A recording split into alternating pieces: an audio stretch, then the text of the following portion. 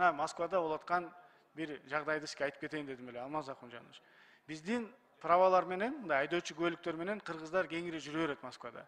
Бирок ошол нерсени жакшы өздөштүрүп алып, таджиктин жарандары биздин праваларды, биздин айдоочу күбөлүктөрдү подделка кылып жасап алып, өзүнүн ишмердигине алып барып атат. Таксовать этип. Мына ушуга биз көңүл бурсак, биринчиден МВД аркылуу, ГРС аркылуу секретно беребизби? Биздин списокти берсек, кимдин реалдуу түрдө ким алган биздин күбөлүктү, айдоочу күбөлүктү. Ошондо аныкталып, ошол туура эмес жүргөн тажиктерди, пожалуйста, уголовное дело козгосун, айдасын кайра Тажикстанга.